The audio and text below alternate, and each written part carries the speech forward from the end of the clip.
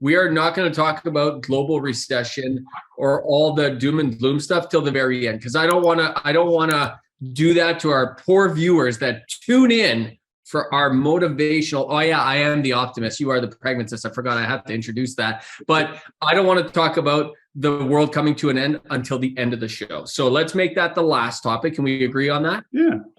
I don't, it's not doom and gloom. Okay. Can we agree that it's going to be the last topic? Yeah, sure. Okay, perfect. This is where we insert the puking emoji right here on this global recession. Oh no, that's government debt. I have both of them. Put the puking emoji on both of them. Let's start with rising rents, Patrick, because this is a phenomenal call you made.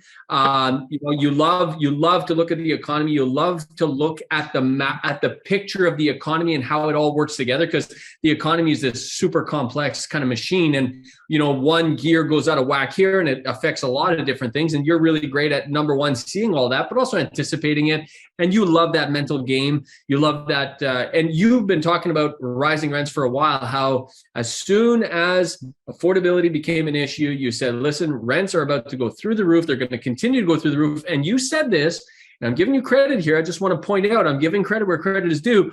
You pointed this out in a time when actually rents were coming down because of COVID. At the beginning of COVID, you said, be very careful. Rents are actually going to start coming up in a big way because affordability will become an issue. So good call on your part.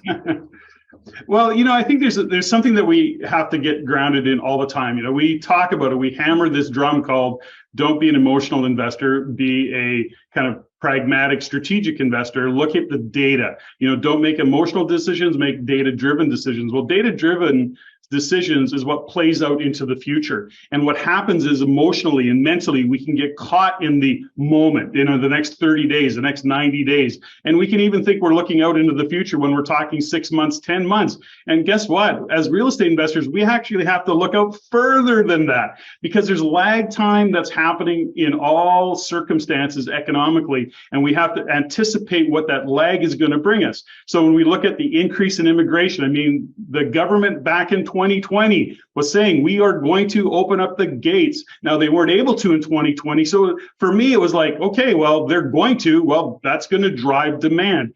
The supply issue, we said, JG, how many times did you and I have conversations about housing supply and the fact that the government was never going to get this problem handled, and they still are never going to get it handled. They'll put a great narrative around it, but until you get 3 levels of government handled, guess what? Supply is going to be a problem. So here's what's going on right now when we look into the future. Immigration continues to increase and be there. Supply is not getting handled. We've got a very low jobless rate. In other words, our unemployment's very low. People are still working.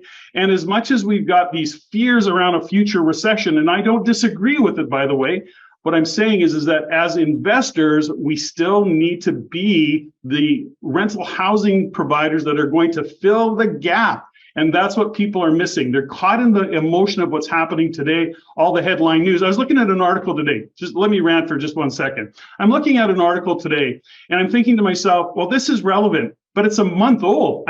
Gosh, is this even current anymore? At the speed of communication and data coming at us, a month-old article, what is it, no longer any good? So these are things that are happening in the world, and investors who are not settled into the data, who are in the emotion of what's happening through the headlines that are speaking to housing owners, guess what? They're going to get caught. So they're going to make bad decisions. So that's a long-winded way of saying rents are going to continue to rise. I think they'll moderate given what's happening economically, but we want to watch those job numbers, and that's going to tell us a lot more going into the future. I didn't even have to bring up Justin Trudeau to get you all fired up. You just started the show all fired up today. I love it. I agree with you. You made a great call about rising rents. And I want to point this out to everyone listening. Rents is the one thing that many investors forget to account for. They look at values, they look at interest rates, and they say values are going down, interest rates are going up. It's costing me more to own this property to service that debt, which is 100% true. But if rents continue to keep going in the direction they are, it's actually supporting the entire real estate formula, if you will. And it's the same thing during COVID when property values were going up significantly. People were asking me, JG, how are you still doing deals? How is it even possible for you to cash flow and buy a property? And I said, well, yes, property values have gone up significantly, but interest rates are really low and rents are still really good in my markets. So that rental component is really critical. A lot of investors forget that. They just are concerned about interest rates, or they're just concerned about values. And in this market, rents make all the difference. Let me tell you a story. I have a particular client who just bought a property for $600,000 in Peterborough. That property in February of this year was worth $850,000. Okay. It would have sold for $850,000 on the open market. So in somebody's mind, that's a $250,000 loss, right? Like I could have sold it for $850,000. I just sold it for $600,000. Therefore, I lost $800,000 or $250,000. Well, okay, is it still worth it at 600 is the question. As an investor, you have to ask yourself. And what this particular client's going to do, and what they're going to do, the same thing I would do, the same thing you would do, Patrick, is they're actually putting a secondary suite in this $600,000 home. They're actually going to take this, instead of it being a $2,500, $2,700 a month income property, they're making it a $4,500 a month income property, which will support a value of well over $900,000 when it's all said and done. Why? Because of the rents, not because of what someone is willing to pay for it, but because of the actual income coming into that property, even on a duplex, Patrick. Point is, rents are really important.